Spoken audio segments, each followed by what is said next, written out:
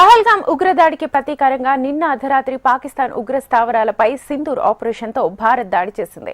దీనికి గాను పాక్ ప్రతీకార చర్యలకు పాల్పడింది. నిన్న రాత్రి నుంచి పంజాబ్ సరిహద్దుల్లో పాకిస్తాన్ విచక్షణ రహితంగా కాల్పులు జరిపింది.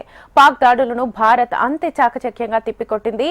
రాత్రి అమృత్సర్ సమీపంలో ప్రొజెక్టైల్తో పాక్ భారత్ పై దాడికి ప్రయత్నించింది. భారత దళాలు చాకచక్యంగా ప్రొజెక్టైల్ని ఎయిర్ మిసైల్ ఎస్ఏఎంతో తిప్పికొట్టారు.